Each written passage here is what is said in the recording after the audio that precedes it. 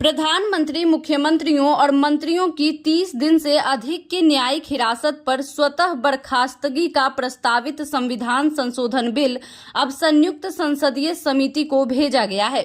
इस समिति को शीतकालीन सत्र के पहले दिन अपनी रिपोर्ट पेश करनी होगी, जिसके बाद संसद में इस पर बहस और पारित करने की प्रक्रिया शुरू होगी। लेकिन सवाल यह है कि क्या सरकार के लिए यह बिल पास कराना आसान होगा। दरअसल यह संविधान संशोधन बिल है और इसे पास कराने के लिए दोनों सदनों में विशेष बहुमत की जरूरत है।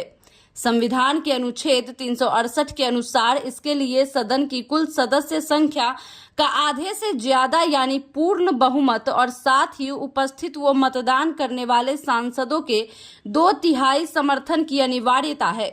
उदाहरण के तौर पर लोकसभा में 542 सदस्यों में से कम 272 सांसदों का समर्थन चाहिए और यदि सभी सांसद उपस्थित हों तो 361 का समर्थन जरूरी होगा। इसी तरह राज्यसभा में भी 239 सदस्यों में से न्यूनतम 120 सदस्यों का समर्थन और उपस्थित सदस्यों का 2/3 बहुमत चाहिए। वर्तमान में एनडीए के पास लोकसभा में 293 और राज्यसभा में 132 सांसद हैं, जो इस विशेष बहुमत की शर्त को पूरा करने से काफी पीछे हैं। साफ है कि कांग्रेस जैसी बड़ी विपक्षी पार्टी का समर्थन लिए बिना सरकार के लिए यह संशोधन बिल पास कराना लगभग नामुमकिन होगा।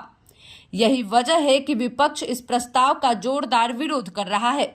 विपक्ष का तर्क है कि यह प्रावधान संघीय ढांचे पर हमला है और भारतीय न्याय व्यवस्था के खिलाफ है, क्योंकि जब तक आरोप सिद्ध न हो तब तक किसी को दोषी नहीं माना जा सकता।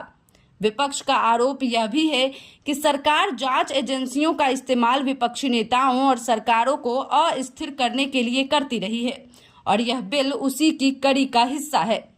यही नहीं, इस बिल को संसद से पास होने के बाद एक और बड़ी बाधा का सामना करना होगा।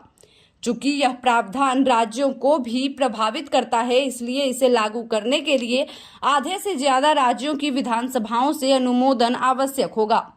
हालांकि अधिकतर राज्यों में एनडीए या उसके सहयोगियों की सरकार है, इसलिए इस स्तर पर सरकार को बड़ी परेशानी नहीं दिखती। लेकिन असली चुनौती संसद में है। बिना व्यापक राजनीतिक सहमति और विपक्ष का समर्थन लिए सरकार इस बिल को आगे नहीं बढ़ा सकती। माना जा रहा है कि सरकार का मकसद इस बिल के जरिए विपक्ष को भ्रष्टाचार के मुद्दे पर घेरना है। अगर विपक्ष समर्थन से इनकार करता है तो सरकार यह संदेश देने की कोशिश करेगी कि विपक्ष भ्रष्टाचार पर कार्रवाई के खिलाफ है और राजनीति में नैतिकता नहीं चाहता। अब निगाहें इस पर टिकी हैं कि विपक्ष इस संयुक्त संसदीय समिति में शामिल होकर संशोधन के सुझाव देता है या पूरी तरह बाहर रहता है। किसी भी स्थिति में यह साफ है कि यह बिल केवल कानूनी नहीं बल्कि राजनीतिक टकराव का बड़ा मुद्दा बनकर सामने आने वाला है।